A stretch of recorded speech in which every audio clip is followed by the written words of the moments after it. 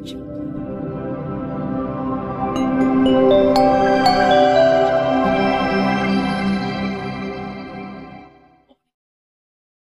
tassa bhagavato arahato sama sambuddhassa. Namo tassa bhagavato arahato sama sambuddhassa. Namo tassa bhagavato arahato sama sambuddhassa.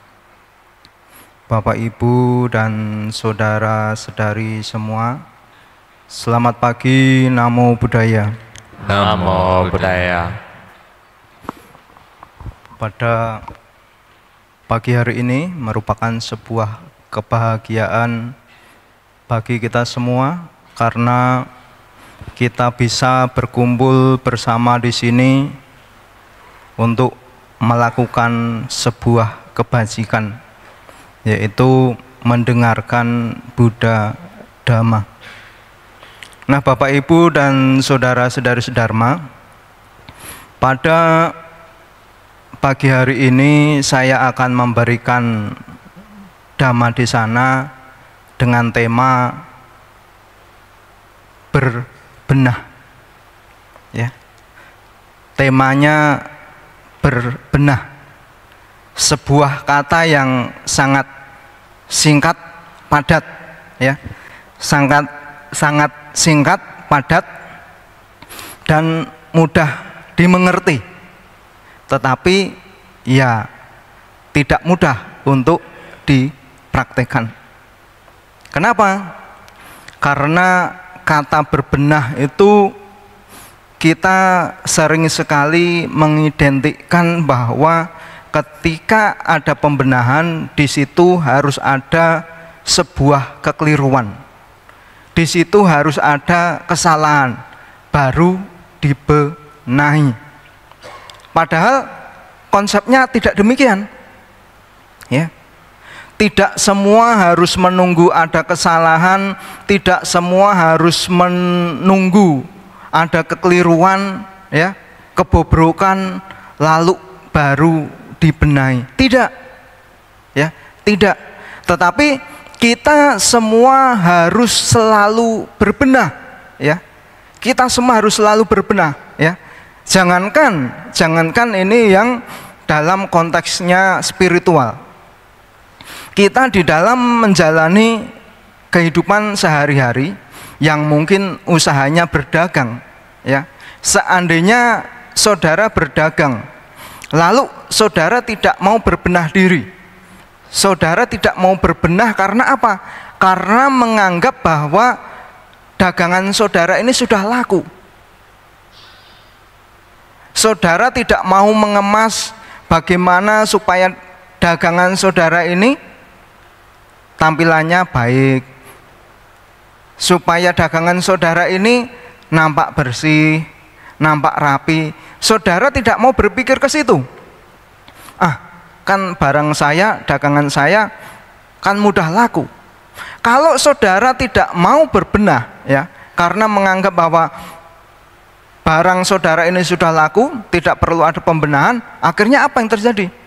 Ketika datang pesaing, dan pesaing itu lebih bagus, lebih bersih, lebih rapi, bahkan mungkin lebih murah, maka hancurlah dagangan saudara, hancurlah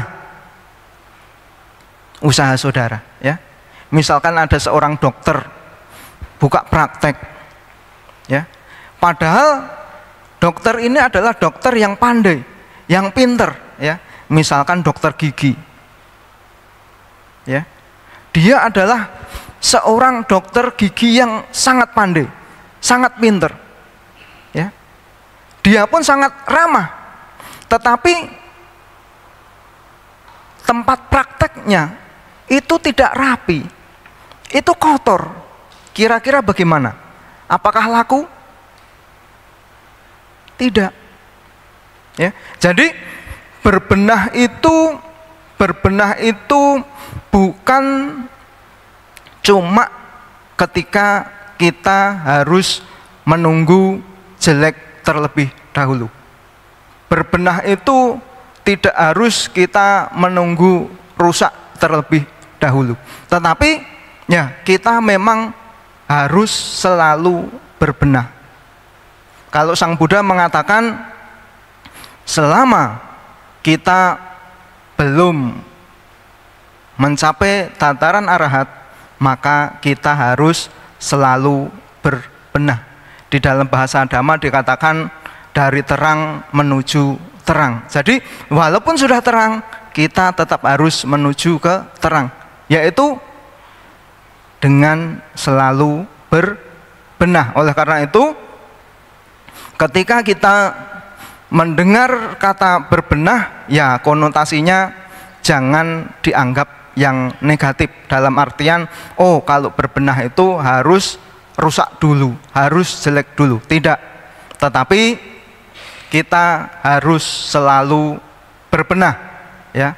Kita harus selalu berbenah hingga akhirnya ya kebahagiaan, akhirnya pembebasan, itu yang tentunya kita harapkan. Nah, lalu bagaimanakah cara kita berbenah, ya, di dalam menjalani hidup ini? Bagaimana kita harus berbenah, ya? Di sini tentunya kita semua harus berpegang teguh dengan yang namanya sila, ya. Harus berpegang teguh dengan yang namanya sila. Karena kalau sampai sila ini hanya menjadi sebuah omongan, ya, sila ini tidak kita praktekkan, nah, kita tidak bisa berbenah, ya. Kita tidak bisa berbenah. Jadi memang berpegang teguh pada sila itu sebuah keharusan. Bante, kesannya kok berat sekali Bante kalau berbicara sila. Saudara-saudara Dharma,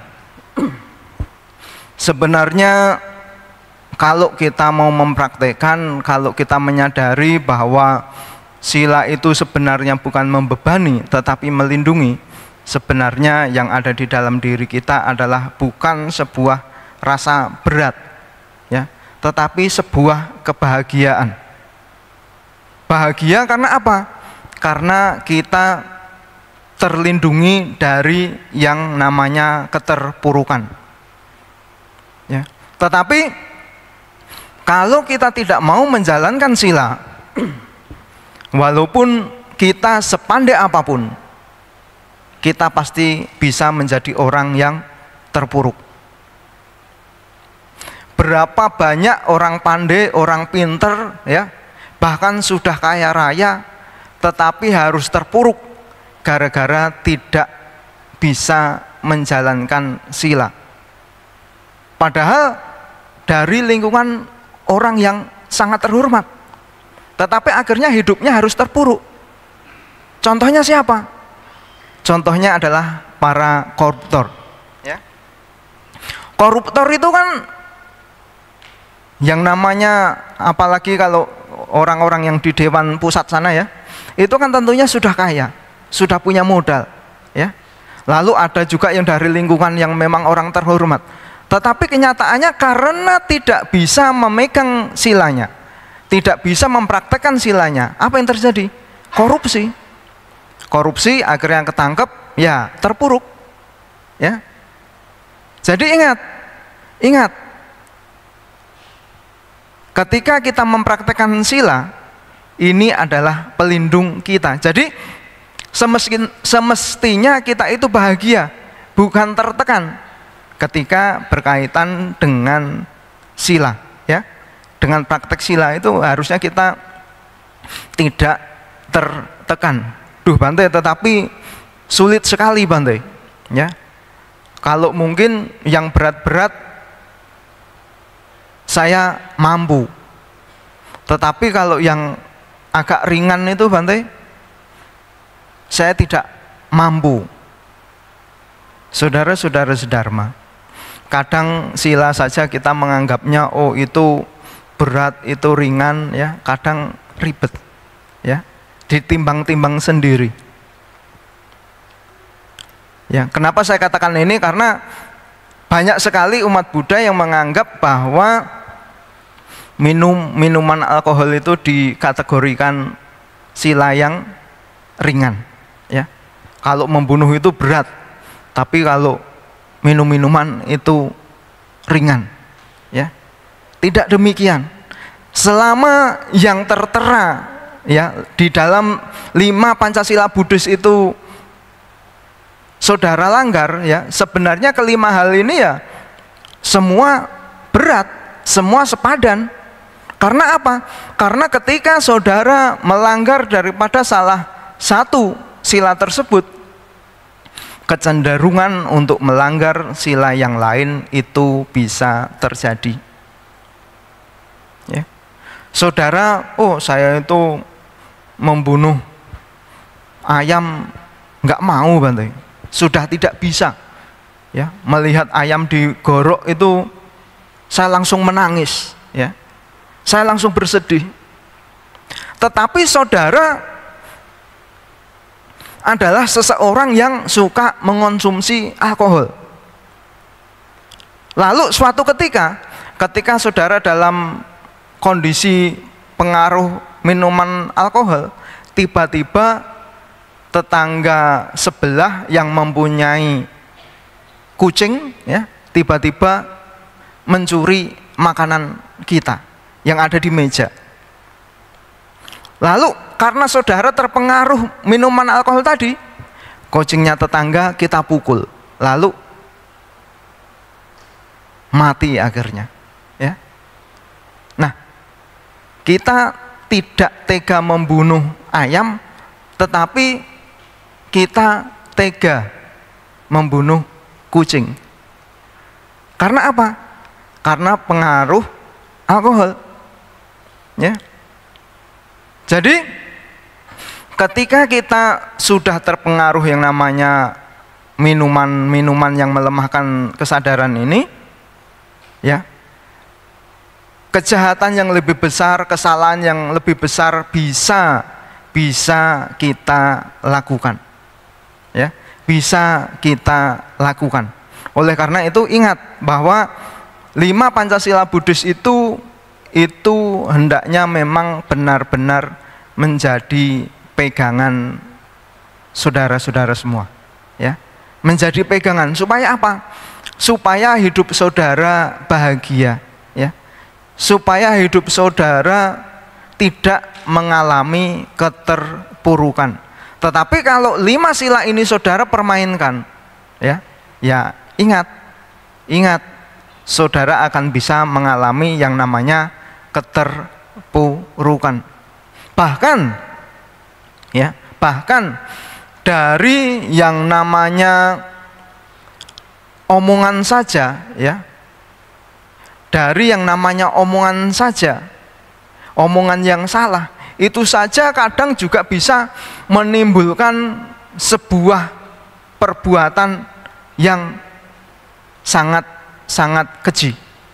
Ya, kadang kan kalau kita beranggapan bahwa omongan itu hanya sesuatu yang ringan, kadang tanpa kita sadari dari omongan kita itu juga bisa membunuh seseorang, ya, membunuh seseorang.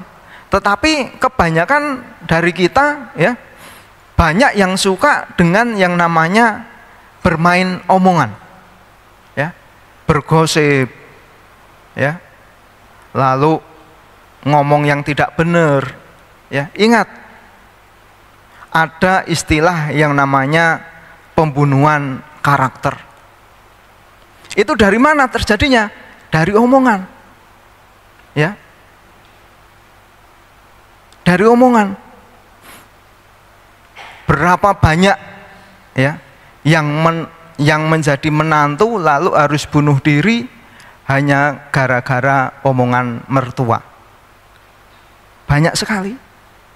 Begitu juga berapa banyak mertua yang akhirnya harus pergi dari rumah gara-gara omongan menantu. Hanya dari omongan bisa menimbulkan sebuah kejahatan. Ya. Pembunuhan karakter. Ini adalah sesuatu hal yang sangat serius, tetapi kadang kita tidak menyadarinya. Kalau sudah bergosip, kalau sudah membicarakan orang lain, kita lupa. Ya, lupa. Padahal kalau seandainya kita yang dibicarakan, kalau seandainya kita yang digosipkan, kalau seandainya kita yang dibunuh karakter kita, belum tentu kita juga mampu menjalani kehidupan ini. Jadi ingat, jangan pernah meremehkan dengan yang namanya pelanggaran sila. Jadi kelima hal tersebut, ya, kelima sila ini memang harus benar-benar menjadi pegangan, menjadi pondasi bagi saudara di dalam saudara menjalani kehidupan, supaya saudara terus bisa berbenah. Lalu selanjutnya apa? Kalau kita sudah bisa menjalankan kemoralan, ya, kalau sila kita sudah bisa kita praktekkan secara benar, ada sesuatu hal lain lagi yang hendaknya juga harus bisa kita lakukan, yaitu adalah mengikis kebencian. Saudara-saudara sedharma, kadang walaupun kita sudah menjadi orang baik, walaupun kita sudah bisa menjalankan kemoralan dengan bagus, ya, walaupun kita sudah tidak mengonsumsi sesuatu hal yang melemahkan kesadaran, kadang kita juga masih bisa berbuat yang jahat apabila ada kebencian di dalam diri kita semua. Nah, jadi tugas kita selanjutnya adalah mengikis kebencian. Ya. Kebencian itu akan selalu ada. Kebencian itu akan selalu ada. Ya. Dan itu sampai kapanpun akan selalu ada. Ya, jadi oleh karena itu ya kita harus selalu mengikis. Loh, masa iya Bante? Kebencian itu akan selalu ada di dalam diri kita. Benar, akan selalu ada selama kita belum mencapai tataran arahat. Ya, kebencian ini akan selalu ada di dalam diri kita. Cuma kadarnya saja. Kadang banyak, kadang sedikit, ya. Tetapi dia akan selalu ada. Lebih-lebih ketika kebencian ini dipancing. Misalkan kita sudah setia dengan pasangan, ya. Saudara sudah setia dengan pasangan. Tiba-tiba pasangannya menyeleweng. Apa yang terjadi? Kebencian. Padahal saudara adalah seseorang yang rajin ke wihara. Padahal saudara adalah seorang pengurus wihara. Tetapi karena pasangannya main serong, akhirnya timbul kebencian. Setelah timbul kebencian, apa yang terjadi? Akhirnya orang yang aktif di wihara, orang yang menjalankan kemoralan dengan bagus, akhirnya tega membunuh pasangan hidupnya. Karena apa? Karena kebencian. Ya, jadi kebencian ini memang harus selalu kita kikis. Ya, harus bisa kita kikis sedikit demi sedikit. Ya, harus kita kikis terus menerus. Ya, harus selalu dikikis. Jadi jangan biarkan kebencian itu bersarang, jangan biarkan kebencian itu berkembang di dalam diri saudara. Kalau saudara sudah membiarkan kebencian berkembang di dalam diri saudara, ya artinya saudara harus siap-siap di dalam sebuah keterpurukan. Ya. Karena ingat, ketika kita menyimpan kebencian, ketika kita membiarkan kebencian itu berkobar di dalam diri kita, maka yang keluar itu adalah segala sesuatu hal yang merugikan bagi orang lain. Bahkan kadang orang yang tidak tahu apa-apa ikut terkena andilnya, ikut terkena dampaknya. Ya, misalkan pasangan suami istri, ya, karena itu tadi suaminya serong, istrinya menaruh kebencian, akhirnya apa? Yang menjadi korban anaknya.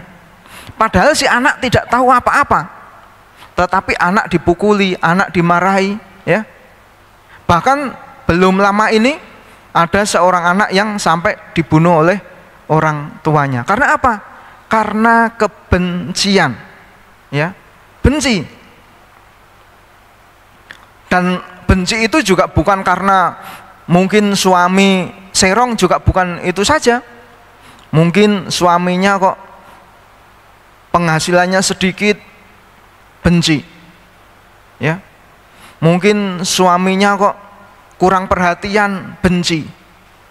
Yang namanya benci itu bisa muncul dari mana saja, dari apa saja. Yang pasti kebencian itu muncul dari sesuatu hal yang tidak menyenangkan kita semua, ya. Misalkan kita sudah baik dengan orang lain, lalu tiba-tiba orang yang kita baiki ini pinjam uang dan tidak mengembalikan, tagihannya sulit. Nah, ini kan timbul kebencian akhirnya, ya. Jadi kebencian itu pancingannya banyak sekali, ya. Pancingannya banyak sekali. Dan kita dituntut untuk bisa yang namanya mengikis kebencian itu. Karena kalau kebencian ini tidak kita kikis, kita biarkan berkobar, maka kita akan menjadi orang yang justru kejahatan kita bisa melebihi orang yang menyebabkan kita jahat, ya. Kejahatan kita itu malah tidak sebanding, malah melebihi daripada kejahatan orang lain yang membuat kita benci ini. Jadi ingat, jangan terbiasa mengubarkan kebencian yang ada di dalam diri saudara-saudara sedharma. Kalau seandainya kebencian itu ada di dalam diri saudara, bagaimana cara mengatasinya? Ya, ditekan, dibiarkan, ya. Ibarat api ketika ada api dibiarkan, ya, dibiarkan. Habis gitu jangan dikipasi karena apinya bisa membesar. Jangan dikasih kayu, apinya juga bisa membesar, ya. Dibiarkan, disadari bahwa oh, ini ada kebencian muncul. Lalu apa yang membuat benci ini muncul? Disadari, lalu dihilangkan, ya. Sulit Bante untuk menghilangkan kebencian, ya memang sulit. Tetapi itu adalah tugas kita semua. Mengikis kebencian itu sulit, tidak semudah ketika kita ngomong, ya, sulit. Tetapi itu adalah tugas kita. Yang benar Bante, mengikis kebencian itu sulit. Saudara-saudara sedharma, ketika saudara belum terpapar, mungkin saudara bisa mengatakan demikian. Tetapi ketika saudara sudah terpapar, saudara tidak akan bisa berkata demikian, ya. Makanya kadang saya itu sebenarnya sangat-sangat merasa prihatin sekali ketika ada misalkan umat Buddha atau orang lain yang misalkan meninggal karena kecelakaan atau karena dibunuh orang, lalu kita sebagai umat Buddha ini ngomongnya dengan sangat sopannya mengatakan bahwa itu kan sudah karmanya, ya. Sangat prihatin. Walaupun itu benar, tetapi itu tidak tepat dikatakan. Ya, ada tetangga kita dibunuh orang lain, lalu kita komentarnya itu sudah karmanya, tenang. Ya kita tidak merasakan apa-apa, mudah. Ya, mengatakan itu mudah, tetapi bagaimana seandainya yang dibunuh itu adalah keluarga kita, yang dibunuh itu adalah papa kita, yang dibunuh itu adalah pasangan hidup kita? Bagaimana? Apakah kita bisa, oh itu sudah karmanya? Tidak bisa. Ya, tidak bisa. Pasti mental kita akan terkena. Belum lama ini ada kecelakaan ya di jalan tol, 2 pemuda ya, itu kan viral sekali ya, viral sekali, dan itu sungguh-sungguh sangat disayangkan. Banyak umat Buddha juga berkomentar di situ. Banyak umat Buddha juga yang ikut membagikan. Ya, saudara-saudara Dharma, kalau seandainya keluarga kita meninggal seperti itu, lalu fotonya, lalu videonya disebar kemana-mana, bagaimana perasaan kita? Ya, wong dalam kondisi meninggal dengan kondisi tubuh yang tidak sadis itu, tidak semengenaskan itu, ketika disebar kemana-mana saja, hati orang yang keluarganya itu merasa teriris-iris. Apalagi ini meninggal dengan kondisi seperti itu, lalu harus disebar kemana-mana. Ya, tetapi saya bicara demikian juga, saya nggak tahu loh ya, kalau ternyata ada umat di sini juga ikut yang menyebar, saya nggak tahu loh ya. Nanti oh Bante ini menyindir ini ya. Saya tidak menyindir, karena ceramah itu juga ada aturannya, bukan untuk menyindir orang. Ceramah itu untuk memberikan sebuah kebenaran, bukan untuk menyindir-nyindir ya. Jadi nanti wah ini saya habis nge-share kecelakaan yang di Tanjung Morawa itu, yang di jalan tol itu kok Bante ngomong seperti ini ya. Saya tidak menyindir ya, tetapi memang banyak umat Buddha yang ikut menyebarluaskan ya, dan ini adalah sesuatu hal yang ironis ya, ironis. Lalu apalagi memperdebatkan tentang yang meninggal itu perempuan atau laki-laki, diperdebatkan. Habis gitu didebatkan lagi, ini yang sopirnya ini leto ini ya, ini pasti pasangan tidak benar. Sudah kecelakaan seperti itu kita masih mengoreksinya pula. Ini kan tidak benar sekali ya. Lah mau dia letoy, mau dia apa ya, itu kan hak dia. Hidup dia tidak mengganggu kita, kok ngapain kita urusi ya. Ya biarkan saja, mau dia bagaimana, yang penting tidak mengganggu kita ya. Dia itu sudah di dalam kondisi yang menderita ya.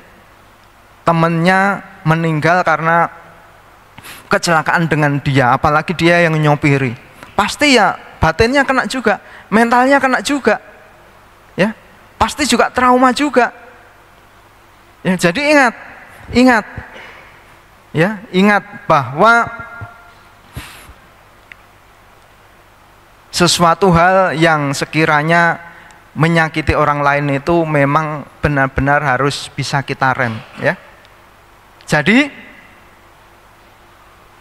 kalau kita tidak bisa menerima sumber daripada kebencian yang diberikan oleh orang lain, ya hendaknya kita tidak memberikan sumber kebencian yang bisa diterima oleh orang lain ya. Jadi ingat itu, bahwa jangan sampai kita menjadi penyebab kebencian orang lain, karena ketika kita dikasih sesuatu hal yang membuat kita benci pun itu adalah sesuatu hal yang tidak mengenakan. Jadi ya, tugas kita yaitu mengikis yang namanya kebencian itu harus selalu kita perjuangkan ya. Harus kita perjuangkan bahwa oh ya, saya ini adalah umat Buddha yang ingin bahagia, saya ini adalah umat Buddha yang selalu mengucapkan Sabe Sata Bhavantu Sukhitata. Semoga semua makhluk hidup berbahagia. Kalau sampai saya mengobarkan kebencian yang ada di dalam diri saya, itu hanya akan membuat orang lain menjadi sakit, menjadi menderita. Jadi ini harus ada di dalam diri kita semua, ya. Jadi oleh karena itu, ingat, ya, mengikis kebencian itu adalah tugas kita selanjutnya. Lalu yang selanjutnya lagi adalah mengikis yang namanya keserakahan. Saudara-saudara sedharma, berbicara keserakahan ini memang sesuatu hal yang menyenangkan, ya. Kenapa menyenangkan? Karena memang, ya, segala sesuatu yang menimbulkan keserakahan itu kan memang hal-hal yang menyenangkan, ya. Kalau menyakitkan kebencian, tetapi kalau menyenangkan yaitu timbulnya keserakahan. Dan ini juga adalah sebuah racun yang menghambat, yang membuat kita tidak bisa berbenah, ya. Kalau memang kita adalah orang yang ingin berbenah, ya, yang ingin mengarahkan hidup kita dari terang ke terang, ya, hendaknya kita bisa mengikis yang namanya keserakahan. Karena walaupun mungkin kita adalah orang yang tidak jahat, walaupun kita mungkin adalah orang yang mempunyai moral yang baik, tetapi kalau sampai keserakahan itu berkembang, beranak pinak di dalam diri kita, itu secara karma juga tidak bagus, tidak baik. Di zaman Sang Buddha itu ada contoh, ya, ada kejadian di mana seorang biku, ya, seorang biku di zaman Sang Buddha, dan bikunya ini, ya, biku benar, ya, biku benar. Tetapi apa? Karena si biku ini dikasih jubah yang bagus, akhirnya si biku ini sangat-sangat melekat sekali dengan jubahnya. Serakahnya timbul, ya, serakahnya timbul. Aduh, jubah ini bagus sekali. Nanti kalau saya mati, wah, nanti dikasih dipakai oleh orang lain, sangat sayang sekali. Jubah ini harus selalu menjadi milik saya. Serakah, sangat-sangat serakah, ya. Akhirnya apa yang terjadi? Karena biku ini sangat serakah dan melekati jubah barunya, jubah bagusnya, akhirnya ketika mati, biku tersebut terlahir sebagai kutu yang ada di jubah tersebut, ya. Hanya karena apa? Serakah dengan jubah. Lalu bagaimana dengan umat Buddha yang serakah dengan harta bendanya? Serakah, misalkan serakah dengan rumahnya. Rumah saya ini bagus, tapi umur saya kok sudah 65. Bagaimana kira-kira coba? Ya. Rumah saya bagus, umur saya sudah 65. Apakah kira-kira ketika saudara sakit, jantungnya tidak gini, ya? Rumah baru bangun 10 tahun, ya, saya sudah usia 65. Ini bagaimana ini? Saya juga sudah sakit-sakitan. Apakah kira-kira kalau seandainya kita mempunyai rumah yang bagus, lalu karena kita sangat sayang dengan rumah kita, lalu ketika kita meninggal, itu patik sandi winyana, ya, patik sandi winyana kita itu kira-kira apakah juga tertinggal di rumah tersebut? Ya, bisa jadi. Kalau sampai kesadaran kita melekati rumah tersebut, ya akhirnya kita akan menjadi penghuni di rumah tersebut. Bisa juga menjadi hantu di rumah tersebut. Ya. Jadi ingat keserakahan ini juga sangat berbahaya. Dan serakah ini juga bukan hanya berkaitan dengan materi saja, tetapi misalkan ketika kita mempunyai anak, ya, saudara mempunyai anak, itu juga bisa menimbulkan keserakahan loh. Saudara mempunyai anak lelaki satu-satunya, tiba-tiba anaknya meninggal. Apa yang terjadi? Keserakahan banyak di sana kan, karena harusnya anak ini menemani saya, tetapi kenyataannya kok justru meninggalkan saya. Akhirnya saudara akan terpuruk, ya, tidak bisa berbenah lagi, tidak bisa ke arah yang lebih baik lagi, karena keserakahan dengan si anak. Jadi ketika saya berbicara tentang sebuah keserakahan ini, konsepnya bukan cuma berdasarkan harta benda saja, tetapi segala hal yang kita miliki itu bisa menimbulkan keserakahan. Kalau biku tadi, ya dia punyanya jubah, timbul keserakahan karena jubahnya. Kalau saudara mempunyai anak, mempunyai rumah, bisa juga timbul keserakahan dari sana, ya. Dan ketika saudara tidak bisa mengikis keserakahan ini, maka yang terjadi adalah penderitaan, ya. Jadi ingat, kita sebagai siswa Sang Buddha, ya kita harus bisa mengikis keserakahan, harus bisa mengikis keserakahan. Karena ketika keserakahan ini kita biarkan tumbuh berkembang, akhirnya ya itu tadi, ketika sesuatu yang kita miliki ini harus berpisah dengan diri kita, kita akan menjadi orang yang benar-benar hancur, benar-benar terpuruk.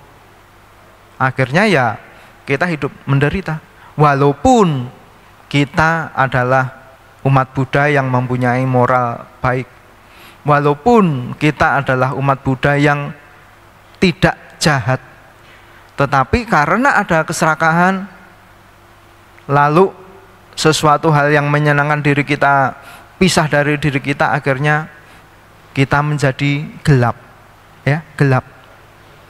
Ada seorang pengurus wihara yang sangat baik sekali, karena dia juga merupakan seorang donatur, ya, donatur, salah satu donatur kuat di salah satu wihara, dan dia juga seorang pengurus wihara.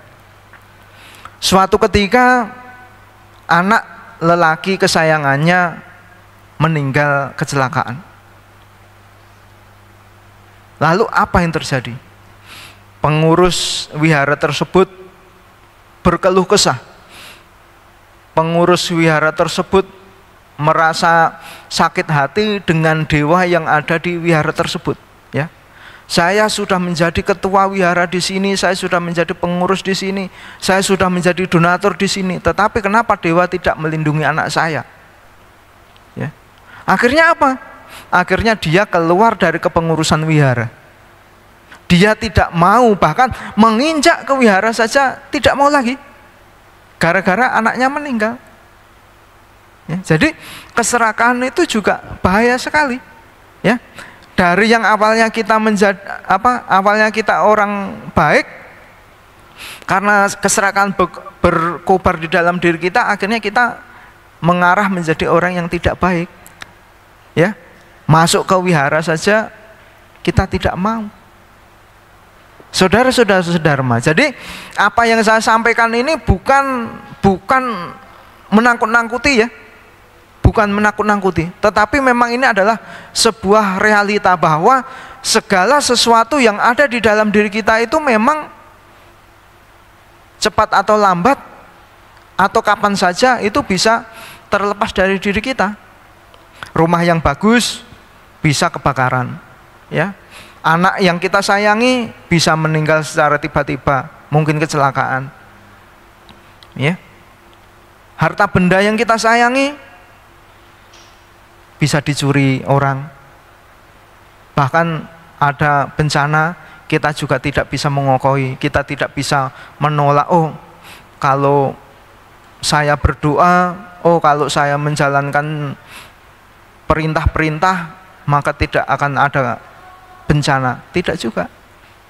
Hidup ini kan serba tidak pasti, ya.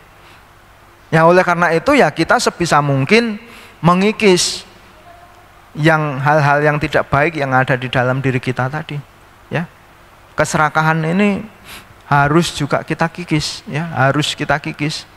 Karena kalau kita terbiasa memelihara keserakahan, yaitu tadi, ketika sesuatu hal yang menyenangkan diri kita itu berpisah dari diri kita, kita tidak sanggup untuk menjalani hidup ini. Dan yang terakhir yang harus kita kikis adalah kebodohan atau kegelapan batin, ya. Yang namanya kebodohan, kegelapan batin ini ya sulit, ya, sulit untuk dideteksi. Namanya kalau orang yang bodoh itu gimana mau mengetahui bahwa oh itu sumber penderitaan, oh itu penyebab penderitaan, kan kita tidak bisa mendeteksinya sampai di situ, ya. Tetapi kita harus bisa untuk selalu mengikis yang namanya kebodohan-kebodohan yang ada di dalam diri kita, ya. Kebodohan-kebodohan ini harus kita kikis. Oleh karena itu kita mesti mempunyai pandangan yang benar, ya. Mempunyai pandangan yang benar. Kalau pandangan kita tidak benar, maka ya kita akan menjadi orang yang bodoh terus menerus. Ingat bahwa yang namanya orang bodoh, orang yang mempunyai kegelapan batin itu bukan cuma umat Buddha saja, bukan cuma bapak ibu dan saudara-saudari semua, tetapi biku pun juga mempunyai kebodohan, ya. Biku pun juga mempunyai kebodohan, kegelapan batin itu ada. Kalau zaman dulu itu dicontohkan salah satunya oleh biku Dewa Data, ya, itu kalau zaman dulu. Kalau zaman sekarang, ya, yang belum lama ini yang terjadi di Thailand, seorang biku tetapi memuja Dewa Indra, ya. Seorang biku tetapi memuja Dewa Indra. Akhirnya apa persembahannya? Persembahannya adalah kepalanya sendiri, ya. Jadi di Thailand itu belum lama ini kan ada biku yang di dalam ritualnya itu memenggal kepalanya sendiri. Jadi dia bikin alat pemenggal kepala, ya. Salah satu bentuk dia untuk menyerahkan dia ke Dewa Indra. Nah ini kan pandangan yang keliru, ya. Jadi ingat, di era modern saja biku bodoh itu ya bukan cuma ada, ya, tetapi malah justru lebih banyak. Kalau di zaman Sang Buddha aja ada, berarti di zaman yang tidak ada Sang Buddha ini kemungkinan besar lebih banyak, ya. Dan itu kalau saudara tidak mempunyai pandangan yang benar, saudara akan mudah tertipu, ya. Akan mudah tertipu oleh oknum-oknum biku, ya. Oh, bantainya ini dari Thailand, sakti, ya. Ini kan sudah pandangan yang keliru, yang salah. Lu mencari biku kok saktinya, ya. Oh, bantai hebat sekali bantainya ini, yang dari Thailand ini, ya. Dia amuletnya benar-benar manjur, ya. Ini adalah pandangan yang salah. Kalau cari biku itu ya cari yang winayanya bagus, yang bikunya bermoral. Dan itu saudara tahu itu kalau mengacu daripada ajarannya Sang Buddha, ya saudara baru tahu orang itu baik atau tidak itu setelah saudara tinggal dengan orang tersebut. Selama saudara belum tinggal dengan orang tersebut, hanya berdasarkan katanya, saudara bisa-bisa mendapatkan pepesan kosong, ya. Pepesan kosong, hanya bagus di luarnya saja, ya. Jadi ingat, kembali lagi ke sila, bahwa pondasi dari segala hal itu ya sila. Ketika kita mempunyai sila bagus, ketika para bantunya mempunyai sila bagus, ya itu sesuatu hal yang membuat kesinambungan untuk kita bisa bahagia itu terbuka lebih besar. Tetapi kalau hanya mengandalkan kesaktian, kalau hanya mengandalkan bantunya itu hebat, saudara akan terjebak di dalam sebuah kebodohan. Jadi ingat pesan dari Sang Buddha, Atahi Atano Nato, jadikan dirimu pulau atau jadikan dirimu pelindung bagi dirimu sendiri. Jadi sesungguhnya yang melindungi kita itu ya perilaku kita. Yang melindungi Bapak Ibu dan saudara-saudari itu ya perilaku Bapak Ibu semua. Ya. Seandainya tidak bertemu dengan Bante yang sakti, tetapi Bapak Ibu menjalankan dharma, Bapak Ibu mempunyai kemoralan yang bagus, ya, biku yang sakti itu tidak dibutuhkan, karena biku itu tugasnya ya melatih dirinya sendiri, ya, melatih dirinya sendiri. Kalau ada umat salah jalan baru dikasih tahu, baru diarahkan. Kalau tidak ya sebenarnya nggak perlu biku itu sampai kelilingan, ya, membabarkan dharma kemana-mana, ya, tidak perlu, ya, tidak perlu. Karena apa? Tugas yang namanya pabajita itu kan memang untuk ke dalam, namanya pabajita, ya. Kan ada dua pilihan hidup, mau garawasa atau pabajita. Kalau pabajita ya kita fokus dengan diri kita. Kalau garawasa ya harus fokus di dalam mencari nafkah untuk keluarga, ya. Ya, kalau biku itu nafkahnya dengan cara apa? Dengan cara pindah patah sudah cukup, ya.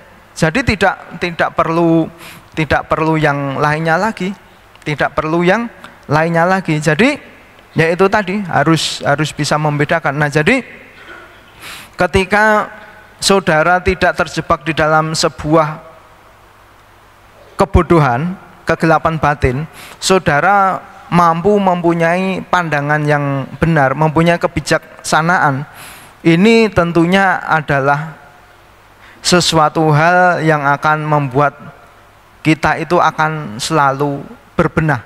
Tetapi ketika kebijaksanaan tidak ada di dalam diri kita, yaitu tadi, kita mendengar katanya bantenya sakti, kita langsung akan dengan mudah mempercayainya. Selanjutnya kita akan meninggalkan dharma. Padahal sesungguhnya yang melindungi diri kita adalah perilaku kita, bukan karena bikunya sakti, ya. Jadi ingat bahwa kita sebagai umat Buddha yang ingin berbenah, ya, yang ingin berbenah, hendaknya kegelapan batin atau kebodohan ini ya harus mampu kita kikis, ya, walaupun sekali lagi saya katakan sulit, karena yang namanya kebodohan itu, kegelapan batin itu sangat tidak mudah untuk dideteksi, ya. Bahkan ketika saya berbicara seperti ini pun, di dalam batin saudara pun bisa muncul, oh saya tidak setuju dengan apa yang disampaikan oleh Bante, ya, menganggap biku sakti kok tidak ini. Itu kan karena Bante yang berbicara itu tidak sakti, ya kan, seperti itu, muncul seperti itu, ya itu ya terserah. Tetapi tetap ingat, hukumnya yang namanya kegelapan batin itu harus saudara kikis, ya. Saat ini mungkin saudara bisa berpikir seperti itu, tetapi semakin matangnya spiritual saudara, nanti saudara juga akan setuju, oh iya ternyata kesaktian itu memang tidak dibutuhkan, karena hanya akan menimbulkan silabata paramasa. Akhirnya akan timbul seperti itu. Tetapi selama belum ke arah sana, ya bantainya ini karena nggak sakti, ngomong seperti itu, akan seperti itu. Tetapi nggak apa-apa. Yang pasti adalah tetap hukumnya adalah kita harus bisa mengikis yang namanya kebodohan, yang namanya kegelapan batin. Tetap harus kita kikis ya. Kalau memang kita ingin berbenah ya. Sehingga dengan kita mampu mengikis kebodohan atau kegelapan batin ini ya, semoga saja kebijaksanaan selalu ada di dalam diri kita, sehingga apa? Sehingga yang tadi saya sampaikan bahwa Sabisata Bhawantu Sukitata itu ya, semoga semua makhluk bahagia itu benar-benar menjadi pandangan saudara ya. Semoga semua makhluk bahagia itu bukan cuma makhluk-makhluk yang di luar diri kita, tetapi termasuk kan juga yang ada di termasuk kan juga diri kita juga. Jadi tentunya ketika kita mempunyai kebijaksanaan, nah kita lebih sedikit maju, kita juga akan lebih berbahagia bila dibandingkan dengan orang yang tidak mempunyai kebijaksanaan ya. Kalau orang tidak mempunyai kebijaksanaan itu contohnya mudah kok. Lagi stres minum minuman keras ya. Lagi ada masalah dengan pasangan hidup, minum minuman keras, ke klub malam ya. Ini kan orang-orang yang tidak mempunyai kebijaksanaan. Tetapi kalau mempunyai kebijaksanaan, ya kenapa kok saya stres, sebabnya apa? Dianalisis, dipecahkan. Kalau tidak bisa memecahkan, ya cari bantuan orang lain.